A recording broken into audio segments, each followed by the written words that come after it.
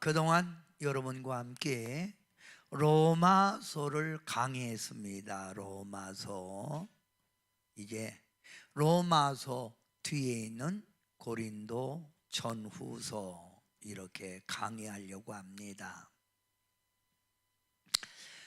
고린도 전서 1장 1절부터 9절 말씀을 가지고 부르심을 받은 자, 여러분은 어떤 자라고요?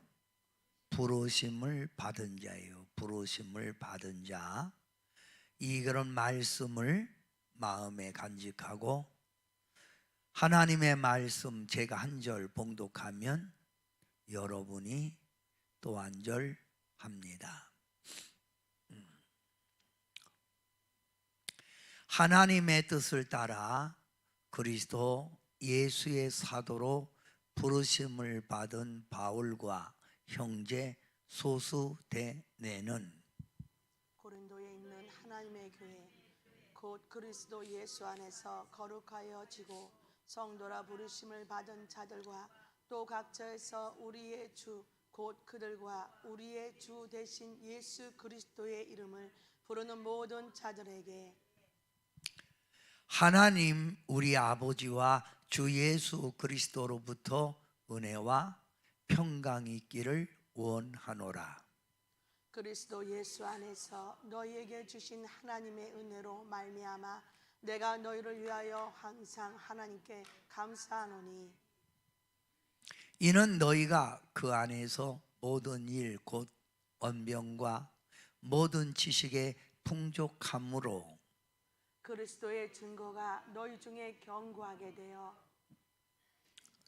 너희가 모든 은사에 부족함이 없이 우리 주 예수 그리스도의 나타나심을 기다립니다. 주께서 너희를 우리 주 예수 그리스도의 날에 책망할 것이 없는 자로 끝까지 견고하게 하시리라. 너희를 불러 그의 아들 예수 그리스도 우리 주와 더불어 교제하게 하시는 하나님은 미쁘시도다. 아멘. 고린도 교회는 AD 50년 그러니까 AD 하면 예수님이 이 땅에 태어난 때부터 AD의 출발이라는 걸 아셔야 돼요. AD 그러면 BC 주저는 예수님이 태어나기 전부터 나가는 거예요.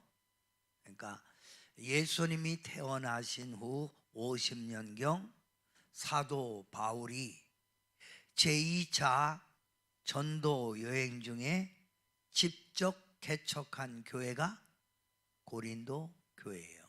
누가 개척했다고요? 사도 바울이. 고린도 교회가 위치한 고린도 도시는 항구 도시입니다. 항구 도시.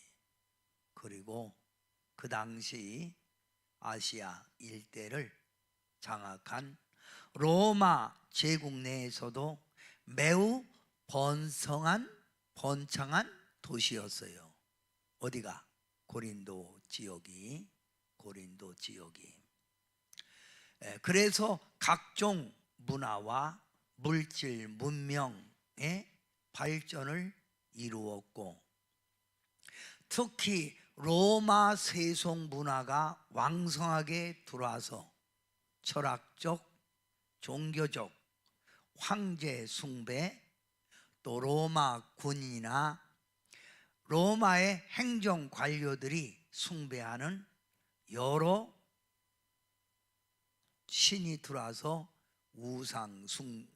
우상의 숭배가 많았던 지역이 고린도 지역이었습니다.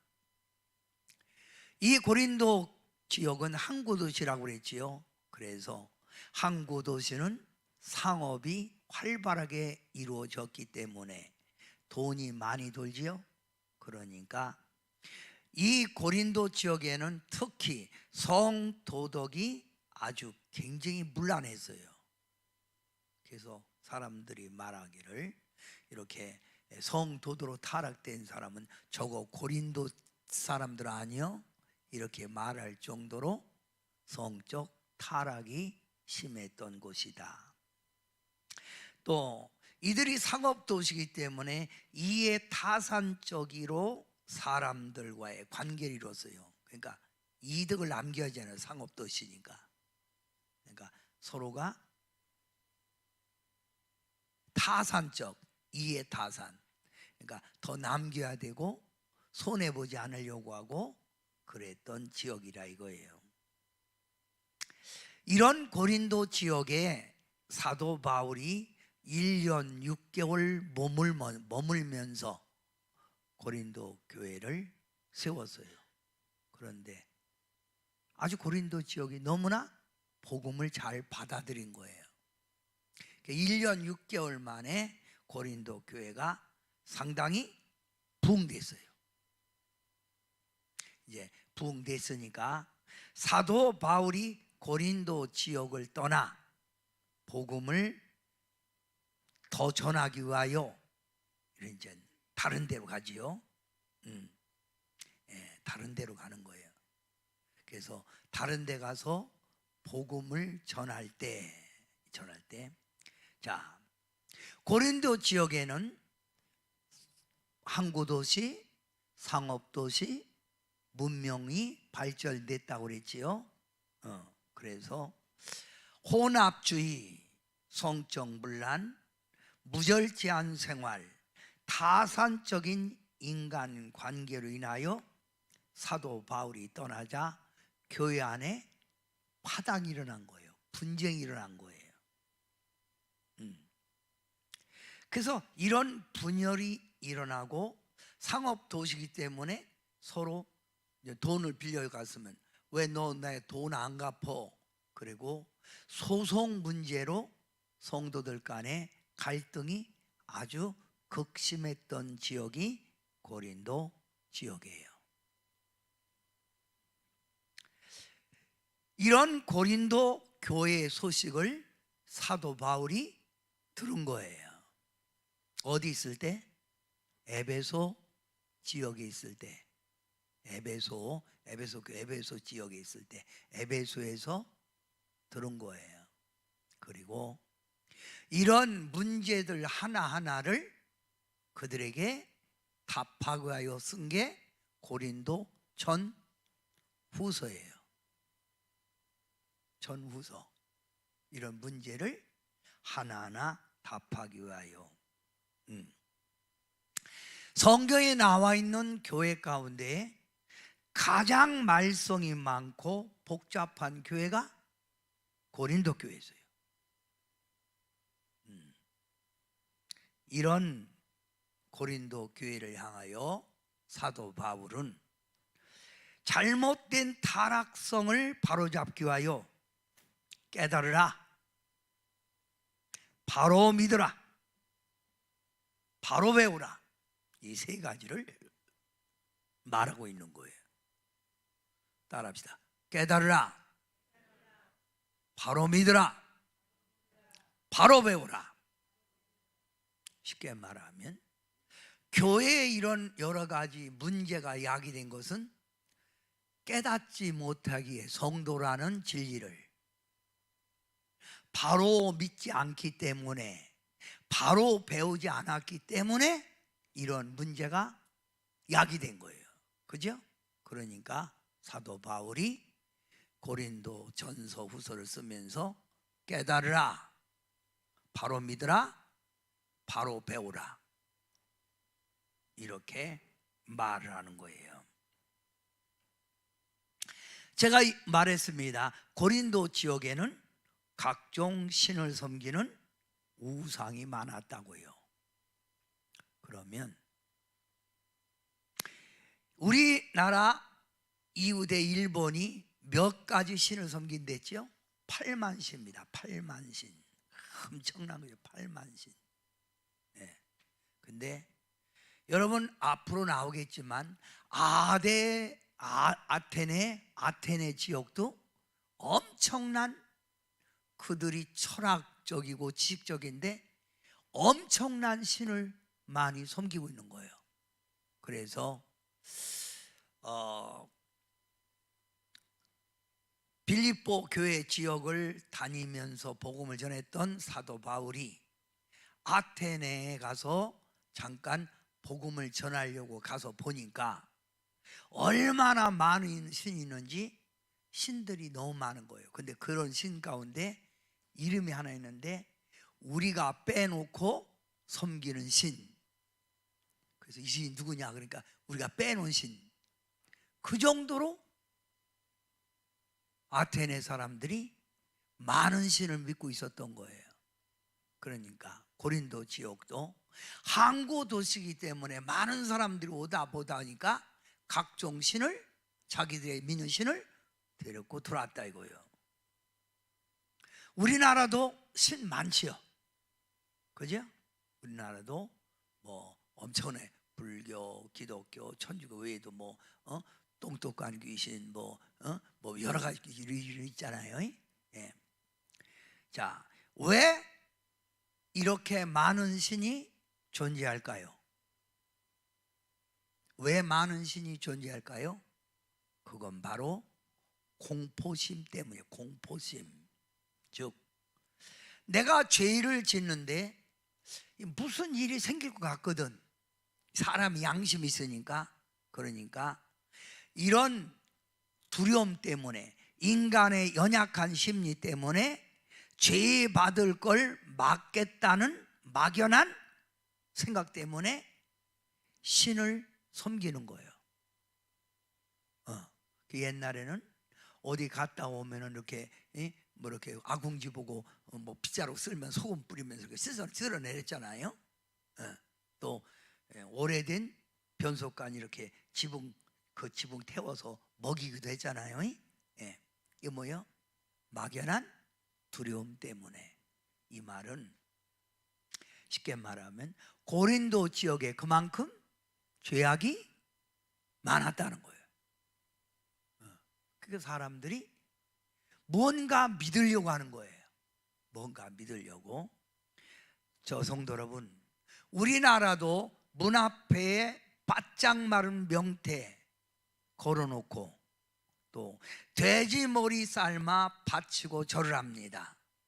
왜 그러죠? 신을 달래서 자기 집에 액땜을 맡겠다는 거예요. 신을 달래서 좋은 일이 있게 해달라는 거예요. 사업을 하니까. 그리고 그렇게 꾸벅꾸벅 절하고 또 그걸 씻어서 또 먹는 거 보면 웃기지요. 예. 자, 한마디로 고린도 지역은 항구 도시이기 때문에 우상 숭배가 만연됐다. 물질의 발전이 많았다. 그리고 또 음행이 성행한 곳이었다. 이런 곳에 세워진 교회가 무질서, 분쟁, 다툼, 소송이 많은 거예요. 이런 고린도 교회에 사도 바울이 강조한 단어가 있는 거예요. 강조한 단어. 강조한 단어가 하나님을 믿는 성도들을 향해 말하는 거예요. 너희가 누구냐 그 말에 너희가 누구냐. 다 같이 따라 한번 해봐요. 나는 누군가. 이걸 안다면 다툼이 없겠지요. 그 고린도 지역의 문화를 따라가지 않겠지요. 근데 문제는 자꾸 따라가는 거예요. 뭘 모르기 때문에? 나라는 존재를 모르기 때문에. 그러면 자, 하나님의 자녀를 고린도전서 1장 1절에 이렇게 말하는 거예요. 누구의 뜻을 따라 부름받았다고? 하나님 뜻을 따라서 부름받은 거예요. 여러분이 믿게 된 건 하나님의 부르심이라는 거예요. 부르심. 그래서 에클레시아, 불러냈다. 하나님의 부르심, 하나님의 뜻을 따라 불렀다. 또 그리스도 예수 안에 있는 자. 성도는 누구 안에 있는 자라고? 예수님 안에 있는 자요. 예수님 안에 있는 자. 또 너희는 누구냐? 세 번째, 예수 그리스도의 이름을 부르는 자요. 누구 이름을 부르는 자? 이런 자들을 가리켜서 성도라 부르심을 입은 자라는 거예요. 그러면 다시 말하면 하나님의 뜻을 따라 예수님 안에 있는 자, 너희를 위하여 죽으신 십자가에 죽으신 예수님의 이름을 부르는 네가 성도라면 그렇게 살면 안 되지. 예? 그잖아요. 그렇게 살면 안 되지. 이렇게 얘기하는 거예요. 이해가 되세요? 뭐라고요? 그렇게 살면 안 되지. 자, 예수 믿는 사람을 가리키는 명칭이 여러 가지가 있지요. 교회 다니는 사람, 하나님께 부름받은 자, 예수님 안에 있는 자, 예수님의 이름을 부르는 자, 그리스도인, 성도, 이외에도 예수쟁이, 뭐 여러 명칭이 있는데 이런 명칭 가운데 가장 많이 사용되는 단어가 성도입니다. 성도. 성도. 뭐라고요? 성도. 그럼 여러분은 누구요? 성도요? 여러분이 누구라고요? 크게 하세요. 누구라고? 성도. 그러면 성도라는 말은 무슨 말이죠? 성도라는 말 헬라어로 하기오스라고 하는데, 성도라는 말은 신에게 드리기 위하여 선택받은 자예요. 중요합니다. 누구에게 드리기 위하여 선택받은 자? 신에게 드리기 위하여 선택받은 자예요. 내 삶에 내가 주님께 드리기 위하여 선택받았다 이거예요.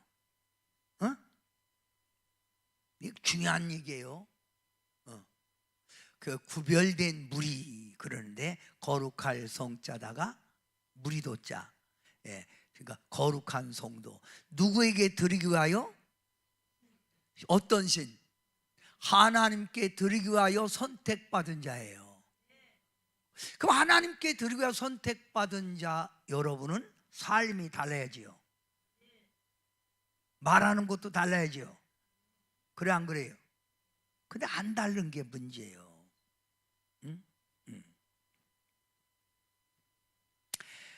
성도는 나의 주권으로 하나님을 믿은 게 아니에요. 하나님이 너는 나를 위하여 살아라 하고 부른 무리라 이거예요. 누구를 위해서 살아라? 하나님을 위해서 살아라 하고 부른 거예요. 그래서 이 성도라는 말 중요합니다. 성도라는 말은 첫째, 예수 그리스도의 것이라는 거예요. 우리가 누구 거? 주님 거예요. 주님 거. 내 거가 아니에요. 주님 거예요. 누구 거? 근데 문제는 내 거라니까 내 주장이 나오죠. 두 번째, 성도란 누구예요? 종.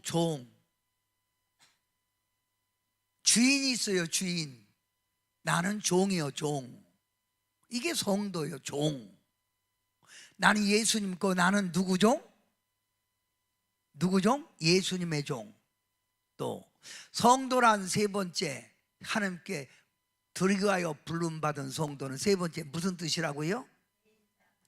예수님에게 꽉 붙들린 자예요. 누구에게 꽉 붙들린 자? 예수님께 꽉 붙들린 자라 이거예요. 자, 그러면서 사도 바울이 너희가 하나님의 뜻을 따라 부름받았잖아. 예수님 안에 있잖아. 예수님의 이름을 부르는 성도잖아. 성도, 너희는 누구? 주님 거, 주님의 종, 주님에게 매여 있는 자라는 거예요. 그런데 왜 자꾸 세상에 매여 사느냐 이거예요. 왜 인간의 생각을 하느냐 이거예요. 너 교회 다닌다면서, 너 하나님을 믿는다면서, 너 은사도 받았다면서 네가 은사도 받았고 성령불 받았다고 하는데 너는 주님 거로 살지 않잖아. 주님의 종으로 살지 않잖아. 노예로 주님에게 꽉 붙들린 게 아니잖아. 그러니까 내 주관, 내 생각이 앞장서니까 교회에서 분쟁이 일어나잖아. 응? 가끔 저에게 이렇게 상담해 오는 분들이 있어요. 목사님, 저 너무나 지치고 실망해서 목사, 전도사 직 내려놓으려고 해요. 너무 힘들고 실망스럽고 괴로워서 감당이가 힘들어서 내려놓겠다는 거예요. 응? 이럴 때 제가 하는 말이 뭐라고 할까요? 응? 누구 마음대로 하고 안 하고 결정하십니까? 누구 마음대로? 응? 하나님께 내가 부름받은 자라면 내가 하고 싶다 해서 하고 하기 싫대서 안 하는 게 아닙니다. 응? 네, 잘 들으세요. 왜? 하나님의 뜻에 따라 내가 부름받았고 하나님의 바쳐진 모임이기 때문에 실망스러워도 괴로워도 억울해도 나는 가야 하는 길입니다.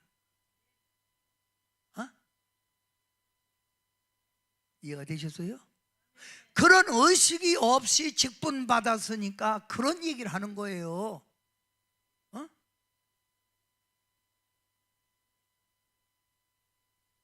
의식이 문제, 의식. 생각이 문제라 이거예요. 여러분이 신앙생활 하면서 교회에서 받은 직분이 있지요. 장로, 권사, 안수 집사, 교사. 누가 준 직분이라고 생각하세요? 목사님이 교회 부흥시키려고 주었다고 생각하니까 이런 생각을 가지니까 실망이 오고 삶이 힘들고 헌신이 부담감스러우면 쉽게 내려놓겠다는 거예요. 그죠? 그거 많으면 어때요?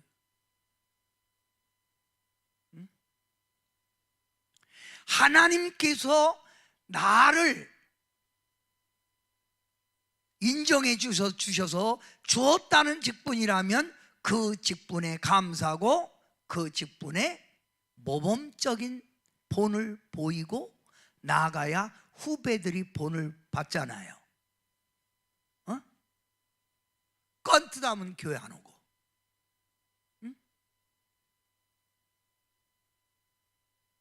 당신이 받은 직분이 누가 준 거냐 이거예요. 이 직분에 여러분이 최선을 감당할 때 하나님이 세운 교회가 부흥되는 거지. 건투하면 직분 내려놓겠다고 하고 쉬겠다고 하고 그 뭐 하는 짓이냐 이거예요. 그게 하나님이 그러해서 부르는 거냐 이거예요.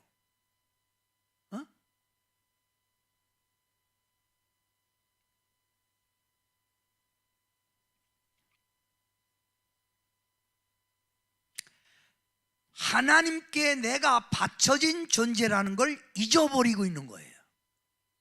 그러니까 감정에 따라 움직이고 보이는 세상 것 바라보고 생각하니 자꾸만 교회에 자기 주관대로 신앙생활을. 이걸 보고 바울이 답답해서 지금 말하는 거예요. 너 누구냐 이거예요.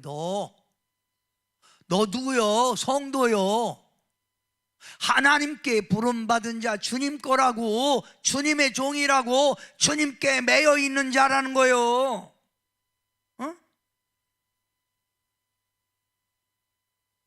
내가 하나님께 바쳐진 존재, 나를 하나님이 받기 위하여 하나님 영광하여 불러진 존재라고 한다면 신앙생활을 그렇게 덕이 안 되게 신앙생활 하겠냐 이거예요. 왜 그렇게 신앙생활하냐 이거예요. 어? 여러분 주님 모실 때 먼저 들림받는 사람이 순교자라고 그랬죠. 순교는 아무나 되는 게 아니에요. 응? 영광받는 일이라면 누구나 할 수 있고 동참하기 좋아해요. 대접받는 일, 영광받는 일이라면. 그러나 어렵고 괴로운 일에 동참한다는 거 쉬운 일이 아니지요. 교회에 내가 나가서 본을 보이고 내가 가서 예배를 드리는 것이 하나님의 내가 부름받은 일에 첫째 받쳐진 존재로서의 맨 먼저 해야 될 일이라면 예배 시간이 그렇게 자주 빠지냐 이거예요.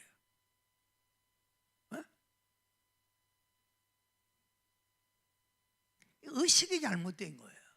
교회에서 큰 소리 내야 됩니까? 앞으로 계속 나오겠지만 잘못된 거래. 잘못된 거예요. 자, 그래서 고린도 전서 1장 2절 바울이 이렇게 얘기하는 거예요. 고린도에 있는 하나님의 교회 곧 하나님 교회 곧 그리스도 예수 안에서 예수 안에 있는 자 거룩하여지고 성도라 부르심을 받은 자들과 성도라 하나님의 성 부름 받은 자 또 각처의 우리 주 곧 그들과 우리 주 되시는 누구 이름을 부르는 자? 여기 나오냐. 자, 그리스도 안에 있는 자, 성도로 부르심을 받은 자, 예수 그리스도 이름을 부르는 모든 자들에게 너 그렇게 하는 게 아니야. 이런 자들에게 그 뒷절 중요한 거예요. 3절 여러분이 다 같이 시작. 하나님 우리 아버지와 주 예수 그리스도로부터 은혜와 평강이 있기를 원하노라. 요 말씀을 하나님 우리 주 아버지와 우리 아버지와 주 예수 그리스도 은혜와 평강이 있기를 원하노라. 요 말씀을 이해하려면 앞절이 더 중요하다는 거예요. 하나님 안에서 예수님 안에서 은혜와 평강을 누리는 신앙생활을 하려면 뭐예요? 그리스도 예수 안에 있으라는 거예요. 세상에 속하지 말고 예수 안에 있으니까 거룩해지고 하나님의 부름받은 자답게 주의 이름을 부르는 자들 주의 이름을 부르는 자답게 똑바로 신앙생활을 하라 이거예요. 너 자신만 알지 말고 내 주장만 하지 말고 같은 마음 같은 뜻을 가지고 신앙생활을 하라 이거예요. 무슨 마음? 같은 마음 같은 뜻. 아멘 하세요? 무슨 마음? 같은 마음 같은 뜻을 가지고 같은 마음 같은 뜻을 가지고 여러분 지금 그 성경 있으면 성경을 이렇게 보면서 보면 제 말을 이해하기가 쉬워요. 지금 그 안에서 제가 설교하는 거예요. 자, 그러면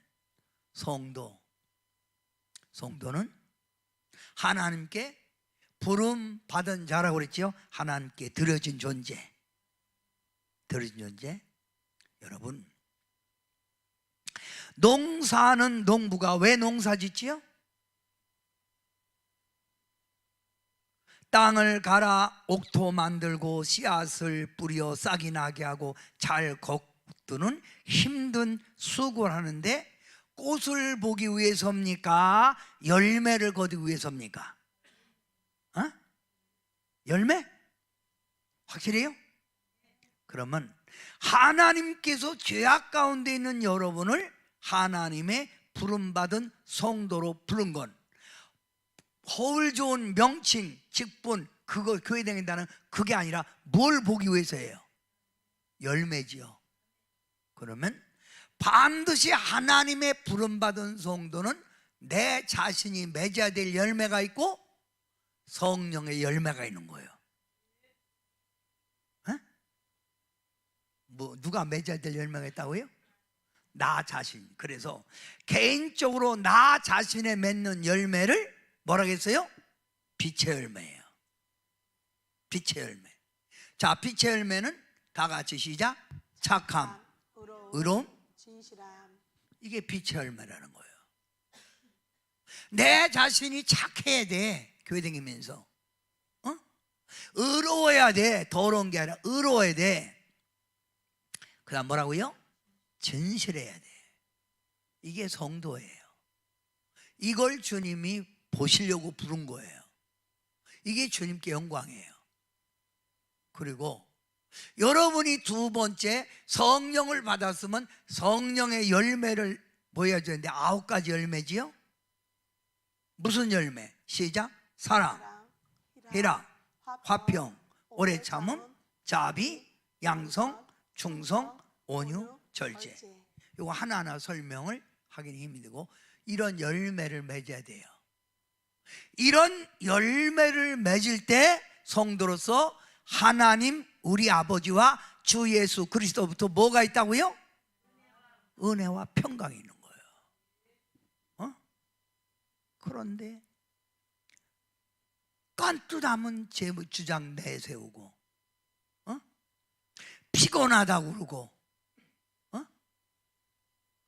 너 하나 죽어도 하나님께 드려진 존재 아니냐 이거요. 그래서 찬양 잘 부르잖아요. 사나 죽으나 나는 주님의 거라고 불렀잖아요.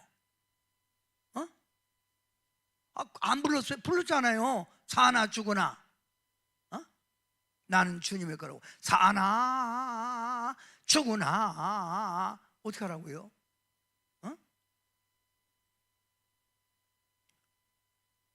그런데 고린도 교회의 성도들이 이게 아닌 거요. 이게 아닌 거요. 이게 아닌 거요. 제가 목회하면서 보면 성도들을 보면 이게 아닌 거요. 아닌데도 주관하는 거예요. 말해봤자 시험만 드니까 내비두는 거예요.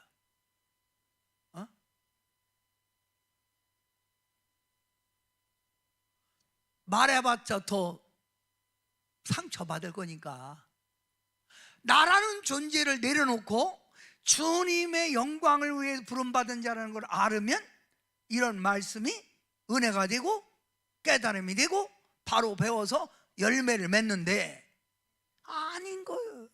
얘기해봐야 뭐냐 이거예요. 아닌 걸 얘기해봐야 뭐인 거예요. 한마디로 고린도전서는 깨달으라, 똑바로 믿어라, 똑바로 배운 대로 살아라 그 말이요. 지금 이해가 되셨어요? 안 되셨어요? 되셨어요?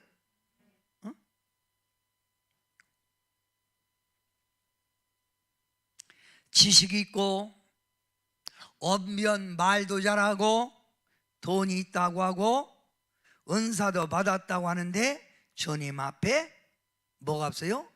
열매가 없는 잘못된 신앙생활을 하고 있다 이거예요. 누가?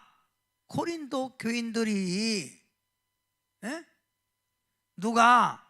고린도 교인들이.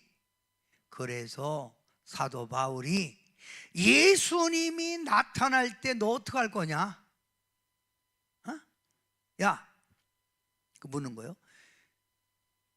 예수님 너 그렇게 믿다가 예수님 나타나면 어떻게 할 거예요? 칭찬 받겠냐? 책망 받겠냐? 제가 가만히 이렇게 성경을 이제 쭉 풀어가잖아요. 고린도에서 풀 거잖아요. 그런데 여러분, 제가 제목 설교하면 깐다고 그럴 거 아니에요. 그런데 이 성경에 다 나오더라고. 속이 시원하게 나오더라고요. 그거 제가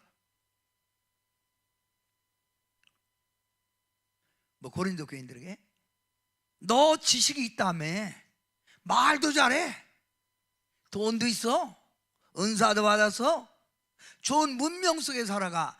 그런데 말이다, 주님 오실 때 너 어떻게 될 거요? 그거 묻는 거예요. 그러면 한번 여러분 앞뒤 사람에게 물어봐요. 주님 오실 때 어떻게 될 거예요? 물어봐요. 시작. 칭찬받아야 되겠죠? 근데 그렇게 믿어서 칭찬 받겠어요?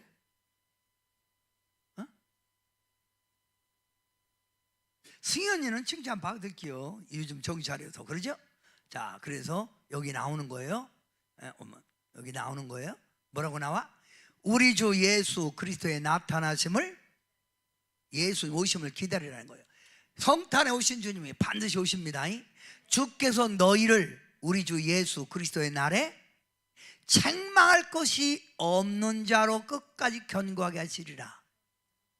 야, 너 어떻게 할 거요? 야, 주님 재림의 주님 생각하는데 너 그렇게 교회에서 그렇게 문제 일으키고 싸움하고 세상에 속해서 너 그럴 거냐?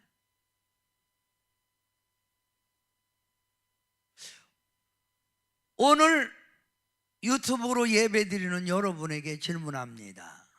여러분, 주님 오실 때 자신 있어요? 응? 자신 있냐고 물었어요. 응? 자신 없어요? 그럼 깨달아야죠.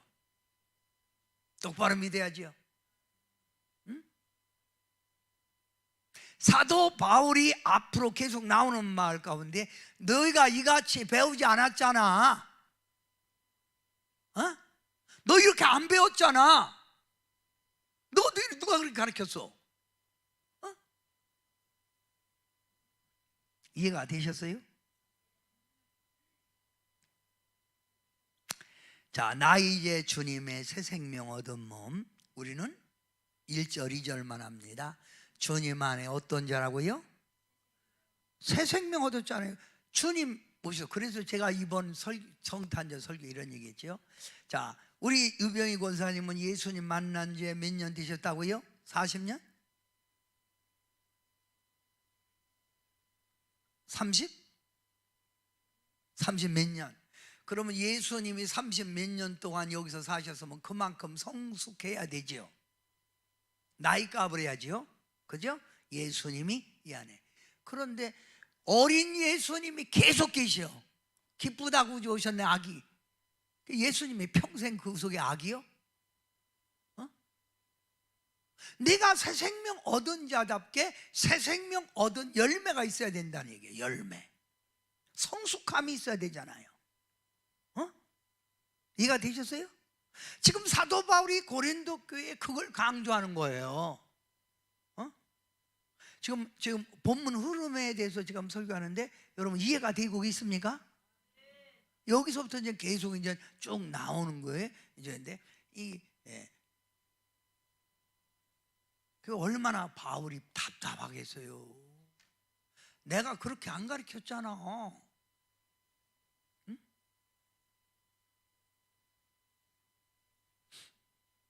자, 나 이제 주님의 새 생명 1절 2절만.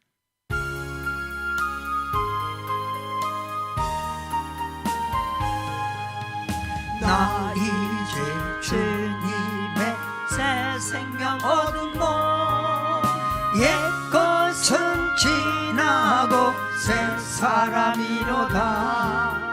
그 생명 내 맘에 강같이 흐르고 그 사랑 내게서 배같이 빛난다.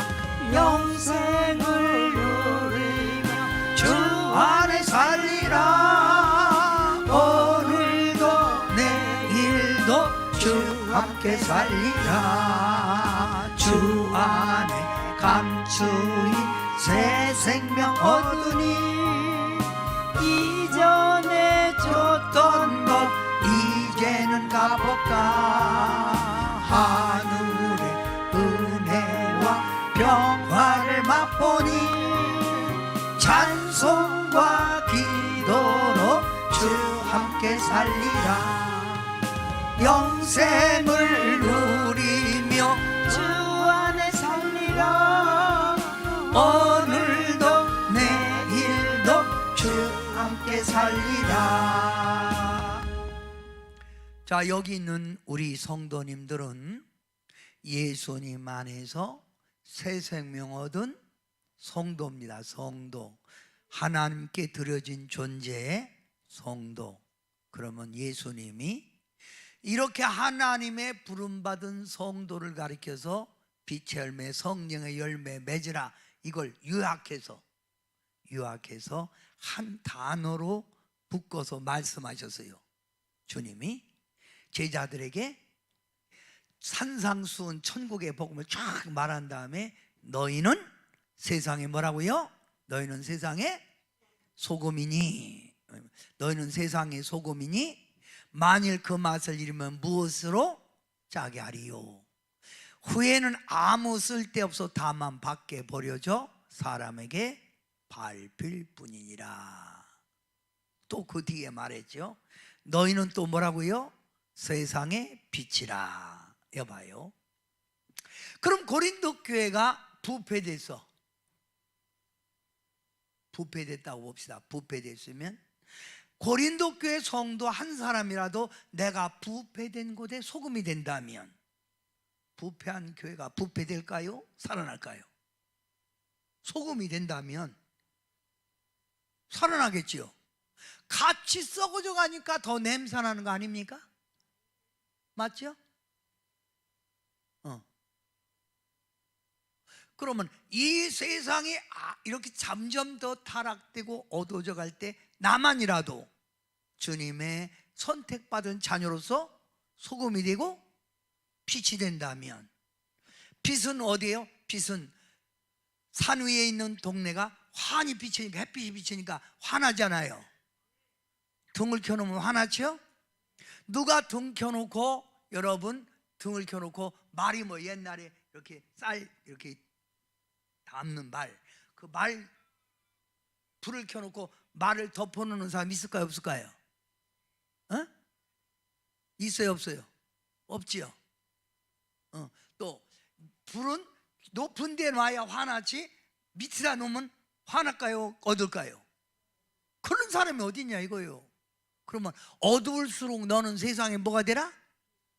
빛이 되라는 거예요. 같이 어두우니까 더 어두워지는 거 아니야? 이해가 됐어요? 교회도 한 사람이라도 소금이 되고 빛이 된다면 그 사람 통해서 교회가 발전되고 교회가 빛을 발하는 거예요. 너도 안 나오니까 나도 제껴.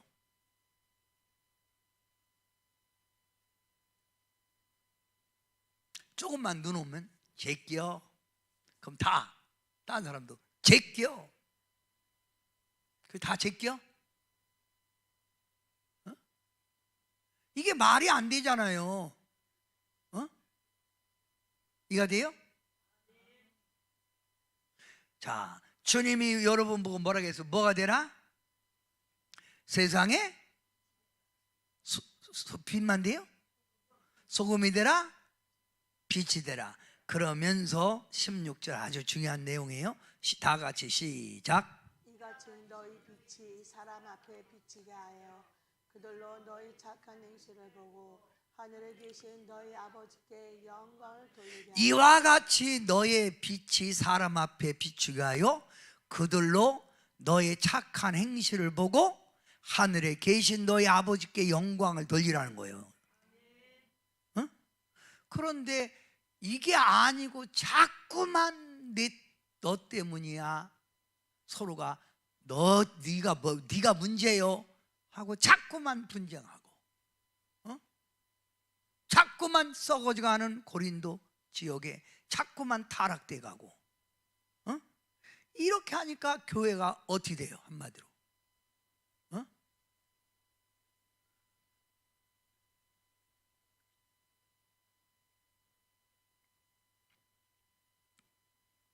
어떤 성도가 나한테 이런 얘기를 했어요. 저희 밑에서 신앙생활자, 목사님 우리 요즘 교회가요 열린 예배를 갖고 목사님이 청바지 입고 나오고 그냥 옷도 그냥 막 입고 나와서 하고 그러는데 애들도 막 그냥 막 함부로 막 뛰고 그러는데 예배가 너무 어수선하고 난장판 같아요.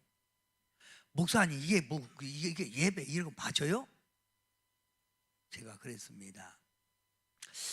예배의 개념이라고 하는 거는 신령과 진정, 내 마음이 주님께 담겨져 있어야 되고 사랑의 고백이 있어야 되고 내가 뭔가 구별된 시간이 있어야 되는 거 아니냐.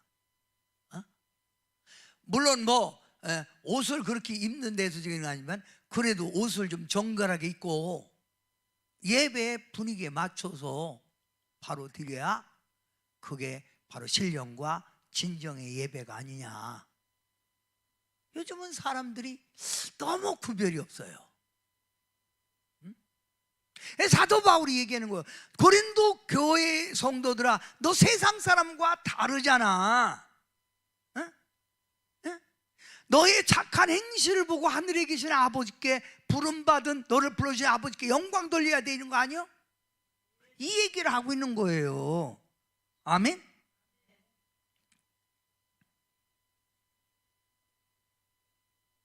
그래서 자 여러분, 고린도전서 1장 2절 다 같이 시작. 고린도에 있는 하나님의 교회 곧 그리스도 예수 안에서 거룩하여지고 성도라 부르심을 받은 예수님 안에서 어떤 자라고요?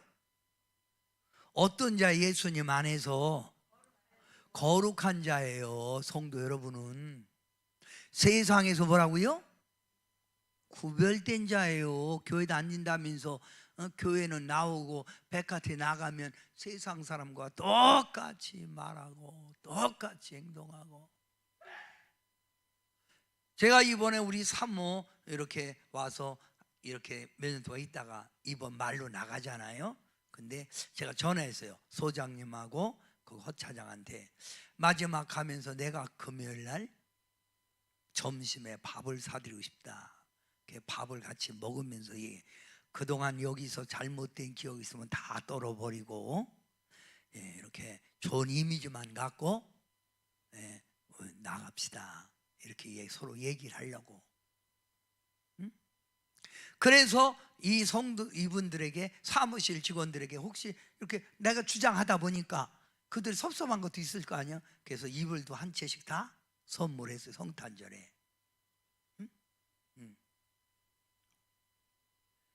저들에게 내가 목사로서의 품성을 보여줬는지 아니면 우리 기도원의 유익만을 구했는지 뒤돌아봤다 이 말입니다.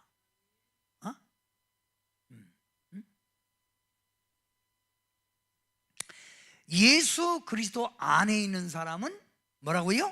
거룩한 자예요. 구별된 자. 이렇게 해서 부름받은 거예요.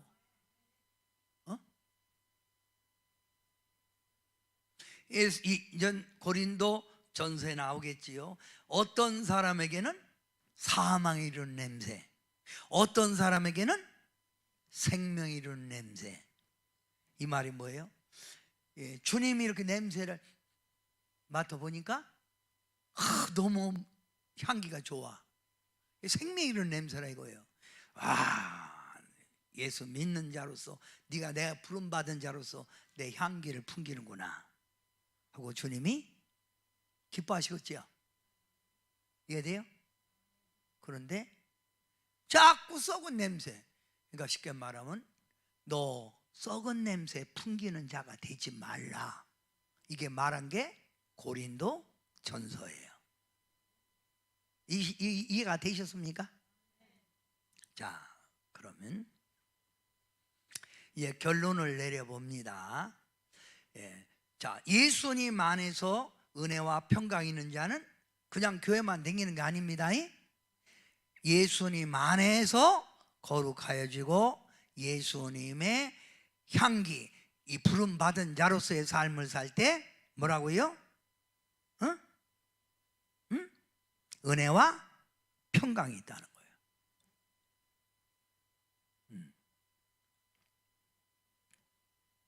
이제 사도 바울은, 자, 오늘 이해가 됐지요? 부름받은 자는 이렇게 살라 그러면서 고린도 전서 1장 10절부터 17절에는 예수 안에 너희가 하나가 되라요.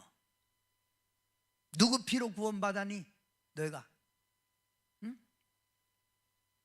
누구 피로 구원받았다고요? 그 예수 피로 구원받았으면 예수 안에서 한 띠로 묶어줘야지. 왜 자꾸 내 주장 내세우니? 예? 오늘 여기 있는 여러분도 누구의 피로 구원받으셨다고? 그러면 누구 영광을 위해서 살아야 된다고? 꼭 기억하세요. 아멘.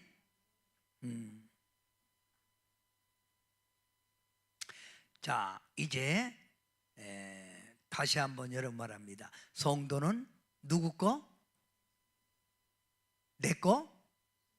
주님의 거. 주님의 거. 또 누구의 종? 누구의 종? 예수님의 종. 종 말하면 노예입니다. 노예. 종은 주인의 부름에 민감해야 돼요.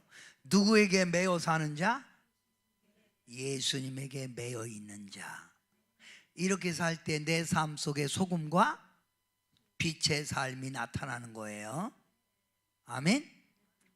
이렇게 사는 여러분 되시길 주님의 이름으로 축원합니다. 아멘. 사랑의 예수님 감사합니다. 이제 고린도 전서를 강해하고 있습니다.